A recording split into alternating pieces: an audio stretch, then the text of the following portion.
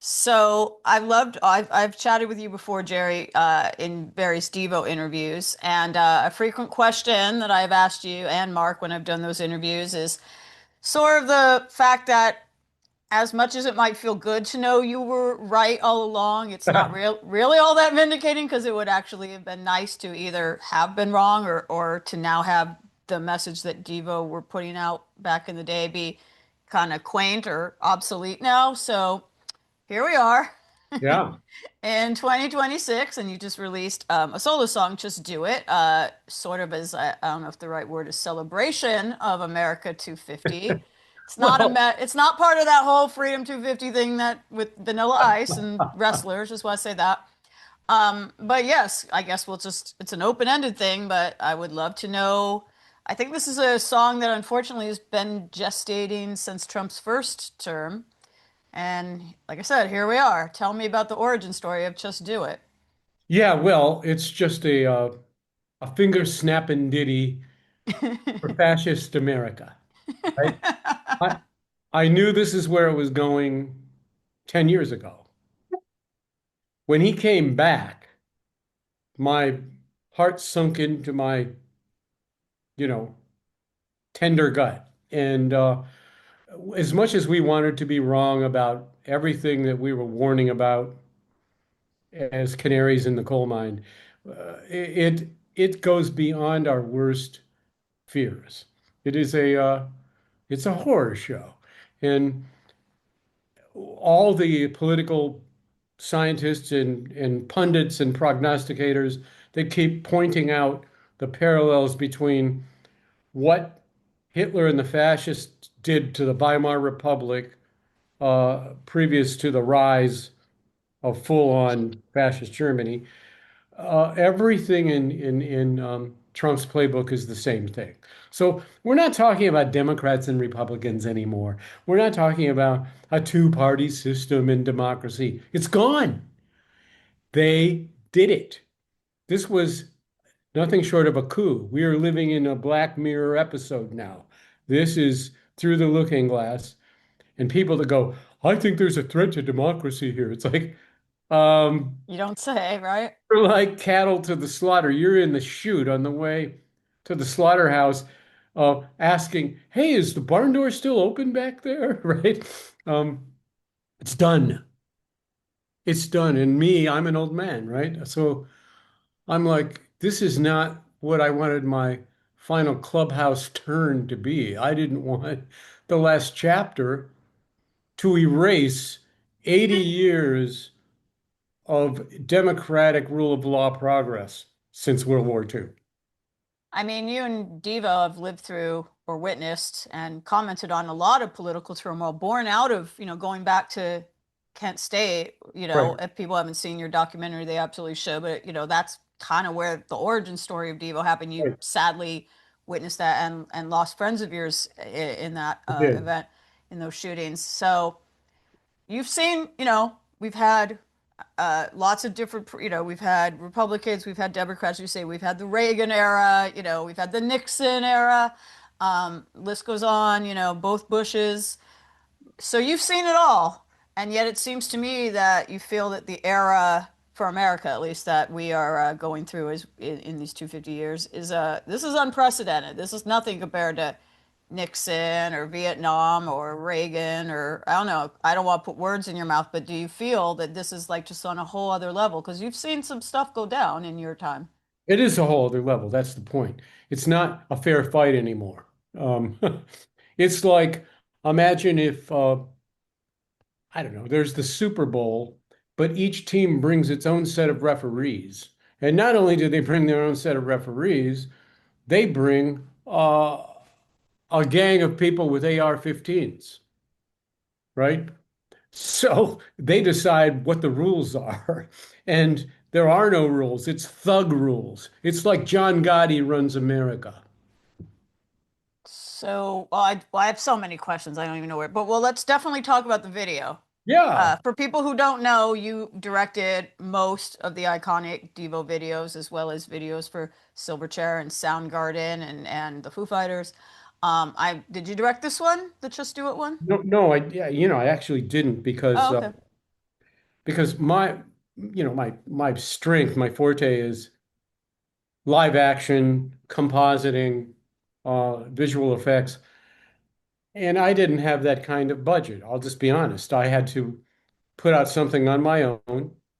Devo's not writing new music, so I still feel the same, and I still want to be creative, and so Devo's drummer Jeff Friedel and Devo's guitar player Josh Hager, they're into it. So we did something we could do, and then I worked with my good friend Max Pepeschi, who is an Italian satirical artist who got himself in deep trouble with the Biennale with a huge mural called Nazi Sexy Mouse that Has a ring to it. yeah that well because what he does he'll take imagery in the public realm and appropriate it and twist it. In other words, he will redo it, right? Um, which is called misappropriation. And but there is artistic license there. So he's a satirist and he creates a lot of imagery. And so what I did is I worked with his bank of images and characters he's created, and I wrote a treatment out. So I wrote what I wanted to see, and then we worked with his animator who takes his images and brings them to life. And I did as much as I could do for the pittance of $10,000. Oh man. Well, it's priceless because I Yeah, mean, I'll let you describe it. The video is it's not subtle. no. You don't there's not like you don't have to like look for it's all there. I mean, I'll let you describe the concept because you're the one that came up with it. I'd love to know the method to the madness. But yeah, it's pretty scathing. I don't even know if like it would get banned in some places. That's interesting because I don't know yet. I don't think it's penetrated enough or gotten enough exposure to even raise the ire of the intolerant right wing. Because I mean, that's what they are. America was based on individual freedom and tolerance. Like I get to do what I get to do in my front yard, and you can do what you do in your front yard, but don't come over into my front yard and tell me what to do, right? Hmm. That's simple, the beginning of America. And these guys don't understand that. They're tyrants. They're intolerant. They are against individual liberty, actually. They cite that, like hypocritically cite that. And like 1984, they use the terms like freedom to push totalitarian policies. So, what the song is about is that Trump is Mussolini, period.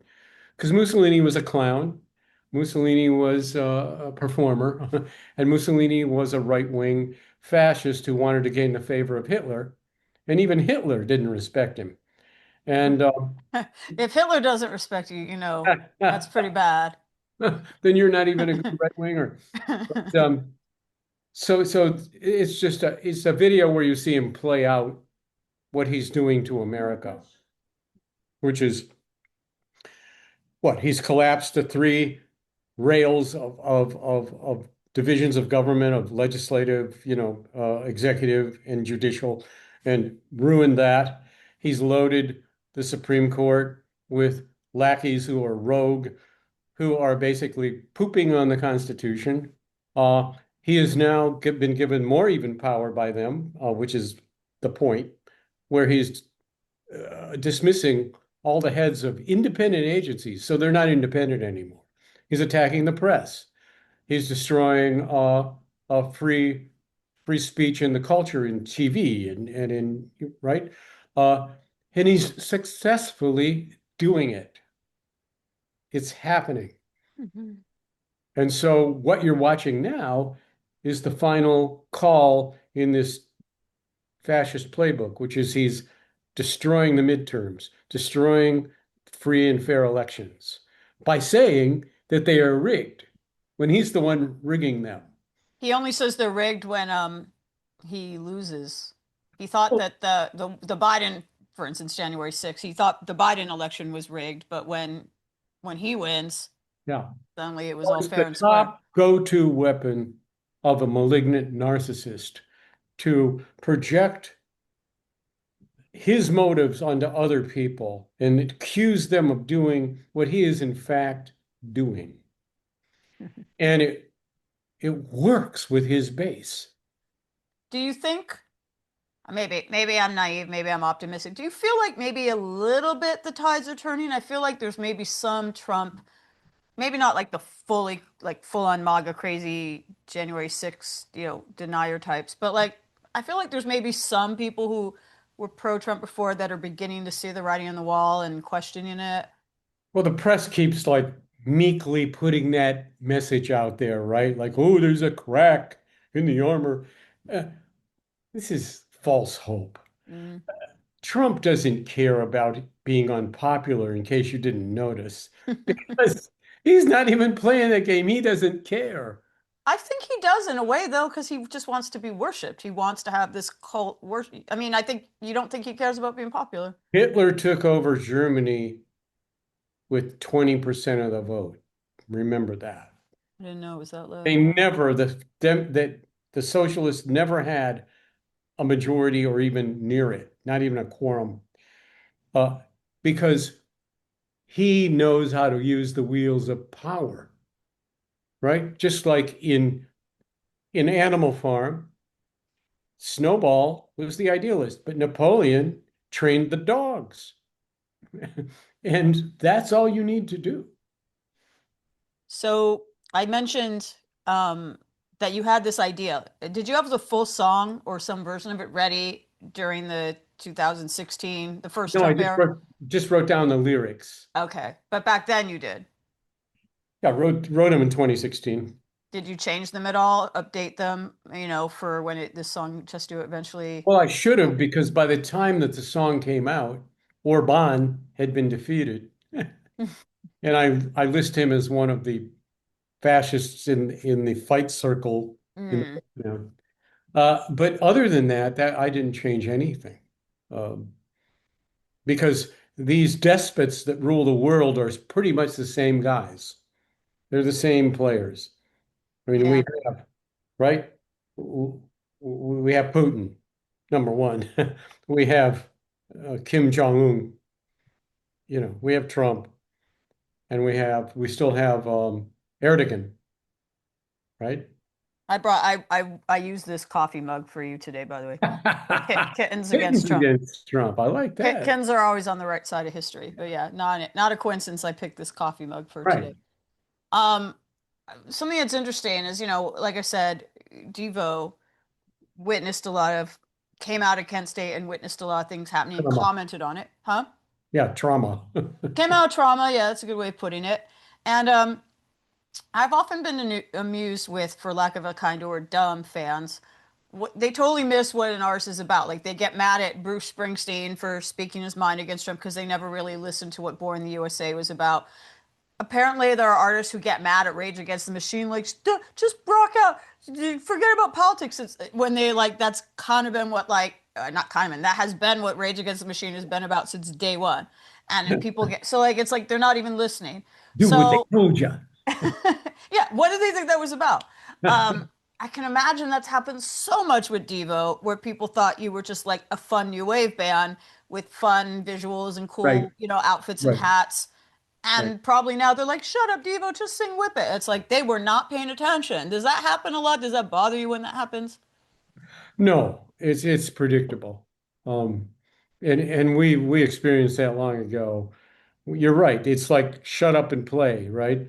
Um, I remember once in the 60s, I actually saw a, an interview that was filmed with Bob Dylan, and then it was broadcast on TV where he had just written, not just written, but he had, like a Rolling Stone, became a hit on top 40 radio. Mm-hmm. And some, pimpy, superior reporter with the brill creamed hair and that suit goes, he's looking at Bob with his s- scruffy fro and the rumpled suit and the work shirt, and he says, Doesn't it bother you that nobody even understands this song, and if they do, they don't like it? Hmm. Bob goes, no, no, actually, if they didn't, if they could understand it, it couldn't be a hit. Like, the only reason it's a hit, nobody understands it. He's got a point. And and he understood that. Like, they like it for the wrong reasons, but it doesn't matter. It's working. Like, that's subversion. Like a Rolling Stone being in the top five on national top 40 radio was subversion.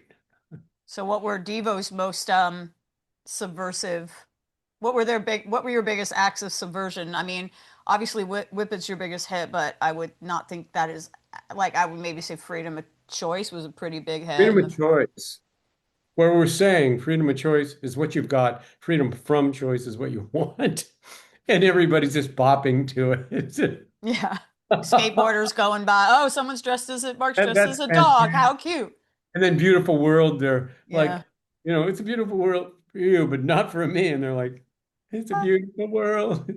Don't you think it eventually sort of gets in via osmosis, or maybe when like fans who were young at the time, like who were like maybe, junior high age at that time, watching you on MTV, like they grow up and then they're like, oh, Which never is caught that nice. before. Yeah, that's the what would you call it? That's the heartwarming part because now I joke that we're like the new wave Grateful Dead because we look out in the audience like at festivals or like Coachella and we're seeing three generations, not Yep. making this up. We're seeing it.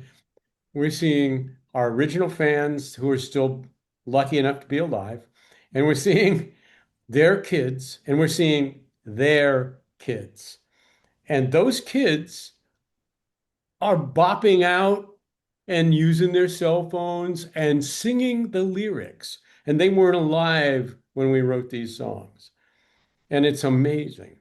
Do you think that the young generation who, they tend to be pretty savvy because of social media and just the age they've grown up They're in, very they savvy. they they kind of get it right away, right? They don't just think it's like a fun bop. They get it. They get it. They're very savvy. They've grown up in a dysfunctional, dystopian world, and they totally understand dark satire. They totally understand hypocrisy and the movie Idiocracy. They get it all. And the problem is that for them, the economy is worse than for any generation in the world, and they have no power. So people think that they're just dumb, going off doing weird things and playing video games. They're actually high IQ people who realize, well, what the hell am I going to do about this? I'm like a cog here. I can't do anything, right? It doesn't mean they're not pissed off. They In fact, are. they're depressed. They're depressed because they never got that day in the sun that they see in vintage videos and in vintage culture and documentaries where there was a middle class, there was freedom, there was people having fun prior to the internet and digital technology. And your phone bill was like $15 a month. I mean, everything. I mean, that's why when boomers, and no offense, I believe you might be a boomer, like I'm not a bad not in mindset, but just like in terms of whatever year you were born.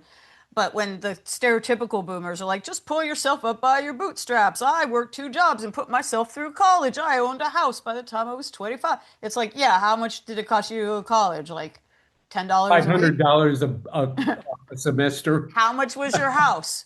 Uh, $20,000? that's it. You That's it. know, but we got to bring Devo 2.0 back. The The kids kids, Devo. yeah. I remember that. We need to do a new Devo 2.0. Yeah, we do. Devo 3.0. But in that, I mean, I don't know how you feel about this. It's kind of a loaded or it's an involved question, but I look at like the boomer era. The guy the who in their teens or in their 20s, they were all about the sexual revolution, peace and love, flower power, protesting against Vietnam, going to Woodstock, whatever. And like the way that some people now look at Gen Z and go, oh, you're a bunch of dumb kids, the silent generation or whatever. The 60s kids' parents were saying, oh, there was this youth quake happening, right? and it looked like change. I mean, change was happening. Huge change happened in the 60s. But like some of those people, now that they're older and senior citizens and retired and they had a comfortable life because they just had the good fortune of being born in a time when things were cheaper, it was easier to just be a middle class person. I feel like they just kind of pulled up the ladder behind them and like told Gen X and especially millennials and Gen Z, like, peace out, like, good luck, and I feel like there's this like, hey, well, if you were like preaching about peace and love and take care of your brother back then, like, why aren't you doing that now when No. you know what I mean? Unfortunately, you're right. That's exactly what happened. And it's because despite all the lofty, philosophizing and sprinkling of wonderful words, the people were actually very selfish and very irresponsible. And and frankly, it was also at that same time of the peace and love culture was this idea that by the time you were 30, it was over, right? Hmm. Nobody cared how long they lived. Um, they thought, it was like, remember movies like, what was it, If or something, where Logan's Run. once you were 30, the kids came and killed you? I mean, wasn't Logan's Run about how everyone gets killed at age Same 30? thing. Same Yeah. thing. Yeah. So underneath it all, there was immense irresponsibility and selfishness. Uh, nobody cared about the consequences of free love because love wasn't free, and a lot of people got really hurt and really fucked up. So, I it, mean, I'm you not know, saying all boomers, became this way. I just like, for sometimes I look at, it's I just look at some of the hippie Woodstock types and go, oh, was it just a fashion thing for you? Like, hey, I'm young and in college, and yeah, I'm gonna have a bunch of sex and take a bunch of drugs and grow my hair long and tell my parents like, peace, fuck off, I'm growing my hair long and I don't want to go to war because who does? well, that's Um, exactly what it was on one level. And the kids, nobody wants to talk about classism in late capitalist culture, but classism was always at the basis of this because the kids that went out there and did what you're saying when it when the going got tough, they ran home to daddy and joined his company as a vice president, right? They avoided the consequences and then they became right wing. yeah, Now I've they seen wanted that. to protect their money. And that's what happened. The boomers who ended up controlling things weren't the hip ones. The hip ones may have think they won the cultural war and made the kind of conservative wing and the right wingers looked stupid. But those people stayed at the table and took over the reins of power. I've also noticed, not so much in the genre that you're in, but a lot of rock stars, particularly, well, I'm talking more like in the hard rock or heavy metal scene, Yeah. um, have surprisingly become quite conservative. Not all of them, obviously, but have become quite conservative. Even like, so, I mean, obviously Ted Nugent's like the most egregious example, but a lot of like heavy metal people on, I'm not just like tweeting and stuff, but I'll be like, how, and I don't, and their fans are as well, like the hard rock, and I'm just like, hard rock was supposed to be about rebellion, and so it's just odd to me when I see like, I guess cultural tides always shift, though maybe they'll swing back. I don't know. You've seen things swing Well, back and yeah, it forth was for. supposed to be about rebellion, but it wasn't at all. It was actually perfectly mainstream consumerism and anti-intellectual. So these people weren't analyzing the culture or caring about is there fairness in the judicial system? It's like, no, the music is all about and even the iconography and the clothing and everything, it's all about totalitarian presence and conformity. That's heavy. Those crowds are conformist crowds. Hmm. Well, there was a belief at that time. I'm talking about I mean, not just the 60s, also the 70s with the first wave of punk, and the list goes on. There's been an idea that music can, protest songs, classic protest songs, can change the world or change the culture or move the needle in some way. And I've seen that happen sometimes, but a lot of times I haven't seen that happen. For instance, we've had a couple, Democratic candidates where like every pop star and rock star in the world came out, to play their rallies or tweeted Right. like, please, it didn't do anything. Didn't do it. Do you believe that music, as someone who's been doing your own very unique version of protest songs for decades now, like, do you believe music can still have a political sway? I don't know. Maybe what it's really about is that if you look at the forces of, hold on, let me stop this. There you go. If you look at the forces of intolerance and of hate and of stupidity and anti-democratic values, how how they proliferate society, and then you see how few people it takes to fight that, to bring it back to parity. That, in other words, if there aren't people doing something against that, even a few, then these people will run rampant and it will be over. But all we can do is scratch our way back to square one. In other words, make it sure it doesn't get worse. Like, hold up a resistance to full on tyranny and bring it back to where people are scraping by. And so I think, you know, the complex answer to your simple question is I think that that music does make a difference. Does it create a revolution? Absolutely not. I mean, I guess every little bit helps. That's This right. is this is not a simple question. Maybe it is, but when we see every day, you open your phone or whatever, you open the internet, and it's just yet another doom scrolling, yet another like, oh my God. And it's very easy to get fatigued by that. But there'll be people be like, we have to stand up, we have to protest, we have to resist. And I'm like, sure, yeah, I resist. Like I think all this is terrible, whatever. But like, what can I do? Honestly, I feel helpless, and I do get that outrage fatigue where I just want to doom instead of doom scrolling, I just want to look at like pictures of cute cats, kittens against Trump or whatever. I just want to escape from this endless cycle of bad news.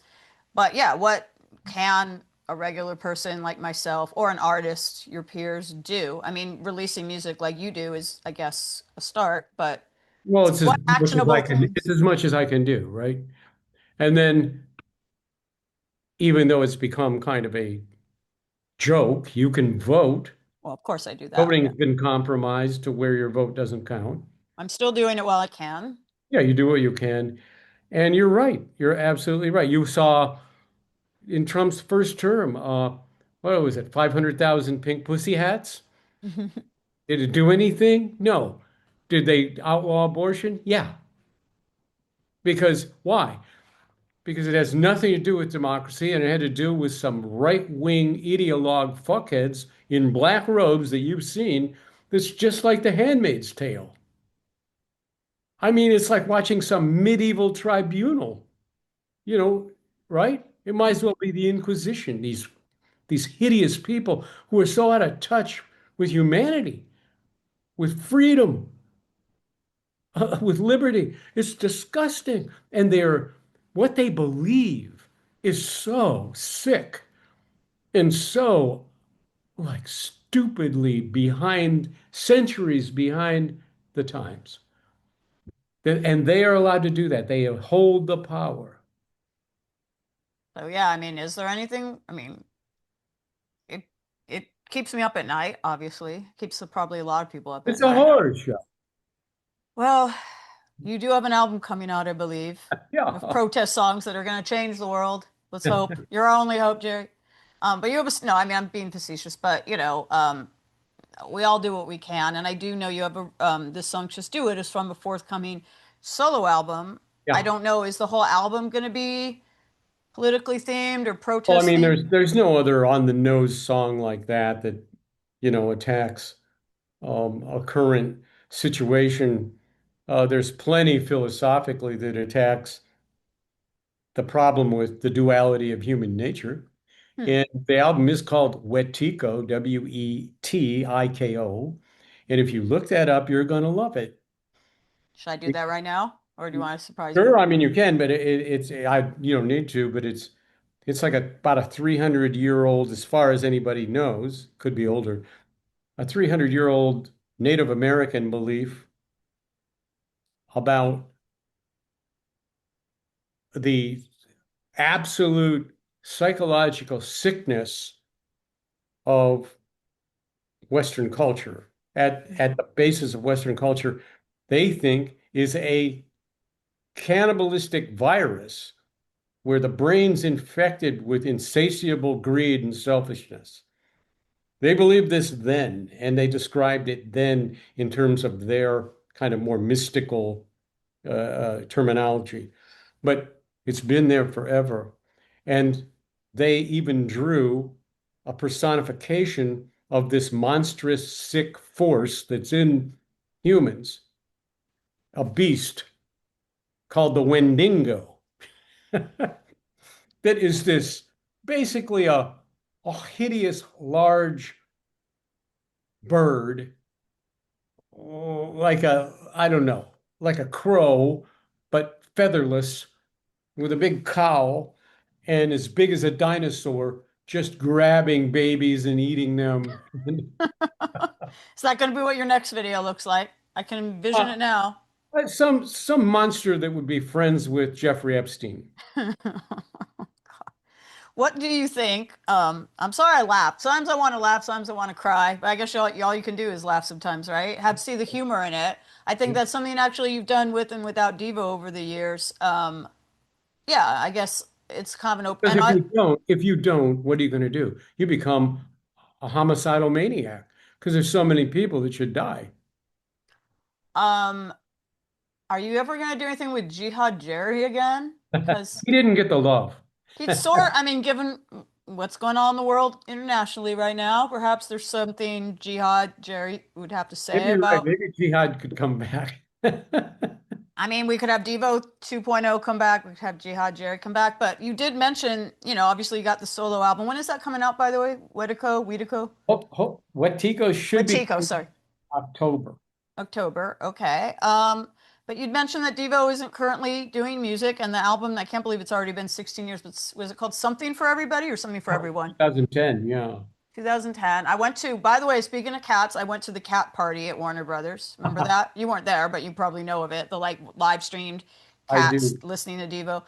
Because, like I said, cats are always on the right side of history. And I can't believe that was 16 years ago. That record was really critically well received. I don't think it got enough or any mention in your documentary. And I think it shut out because I feel a lot of it that was on par with the rest of your discography.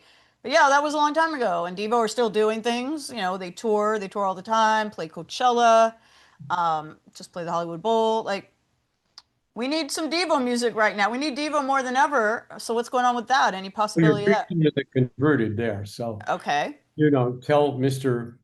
Motherspaw. he's not currently into that. No, it doesn't seem so. Oh, and well, let him know. Let him know I said he should do it. Do you mind me asking why? Is it because he's like just focused on Well, other if you things? find out, let me know. I'll ask him next time I get a chance to chat with him. But I'm glad that you're doing your own music. Can you tell me a little more about the upcoming solo album, like who's on it, or Oh, if you'll? sure. I mean, again, two members of Devo, Jeff Friedel and Josh Hager, played on everything. And then Steve Bartek, formerly of Oingo Boingo, Yeah, yeah. Oh wow, played, very cool, played on three tracks. And amazing. believe it or not, I got to work with Steve Stevens. I just interviewed him about 2 weeks ago. Didn't He's mention it. amazing. He didn't mention No, he didn't, but maybe he thought it was under wraps. Tell me about that. He's worked with everybody, and he's great. four tracks. He's all over them. Holy cow, that's so cool. That's amazing. He's getting in. I don't know if you know this, but I don't think a lot of people realize that he's getting into the Rock and Roll Hall of Fame too. Even Good. though even though it's billed as Billy Idol getting in, he's No, actually getting inducted too because he's such a like basically core he member. deserves it. He deserves it. How did the Steve Stevens collab come about? Well, I was talking to Josh Hager, our guitar player, about Steve. And I go, man, it'd be great to work with Steve. And he goes, I'll call him. That's a yeah, he seems like an amenable dude. And he did. And he's the nicest guy. He's very cool and so professional. It was fun. Being in the studio with Steve was fun. I could see that. I could see that. I mean, just talking to him was so much fun. So I'm really, no, he didn't mention that. But he did mention that he got to meet Bubbles the chimp, um, Michael Jackson's, when he did Dirty Diana. So he had a lot of good stories. I bet. Um, I mentioned the Rock Hall. I wasn't going to ask you this, but since I mentioned it, Steve Stevens is getting in with Billy Idol, well deserved. I think you've been nominated. Devo has been nominated twice, maybe three times. Okay, I voted all of the times, and they're always on my short list of people who should get in and gotten in yet. Does that matter to you? Because sometimes I talk to artists who are upset that they've been overlooked, but most of them don't tend to really care. It's more like the fans No, care. yeah, I mean, I think anybody that says they don't care is lying. It's a posture. But on the other hand, once you've been like snubbed three times and you watch who gets in, you kind of reevaluate why you ever valued being in the Rock Hall of Fame, which is a misnomer at this point. Well, who's in that you don't think should be in? Oh, yeah, there you go. Hey, You'd have man, to you show me, brought it up. you'd have to show me a list, but the list is long. And the Rock Hall of Fame is all about insider trading, money. It's money. That's it. Well, And I most still of the hope you get people in. who get in now, they don't rock. I'm You actually okay. I mean, I know we're going off on a tangent. When people complain about that, like, about like say R&B or hip hop people getting in or pop people getting in, but I just feel like it all kind of goes back to black music at the end of the day. And, so whether it's country music artists or pop artists or dance artists or R&B artists or hip hop artists or rock artists, it all kind of goes back to the same Now, source to I don't think I meant literally rock, but I see what right. you're saying. Look, all the white artists that made millions of dollars ripped off black music, period.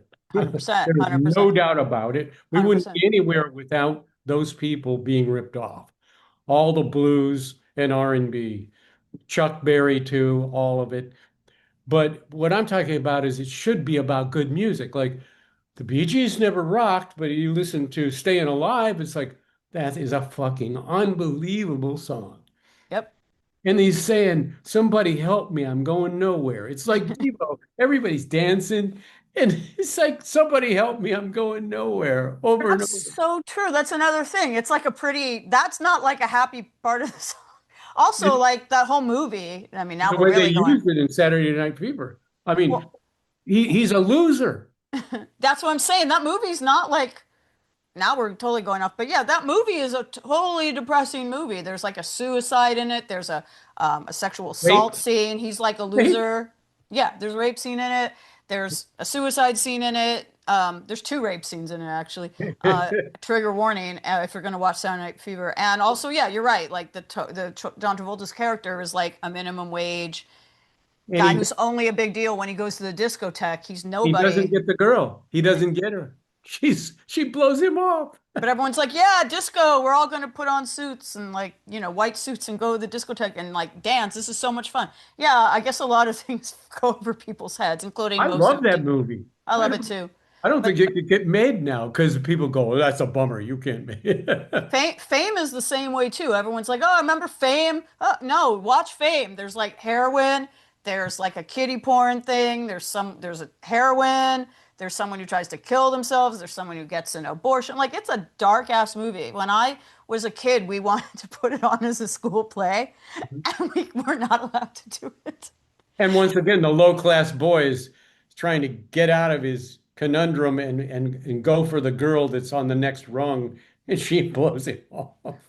Back to Devo though, yeah, I guess my point is that you're right, a lot of things kind of get packaged in a way where people, but maybe the message, obviously just do it is not subtle, but maybe in general the message is gonna get out there. What is your it's a big question, but like what is your number one concern facing us today? There's so many things going on, government, so many issues that are obviously distressing, but what do you think is like the biggest threat, like the biggest threat to Gen Z's future?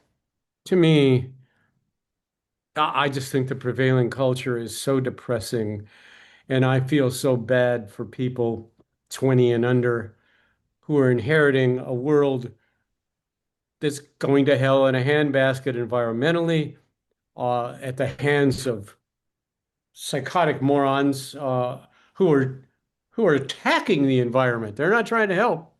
They're like attacking the environment and bringing about the demise of the natural uh, bounty of the earth, right? And then there's the exacerbation of inequality, where the billionaire class is partnering with right-wing despots to hoard all the resources, all the wealth, dole it out, and keep people enslaved.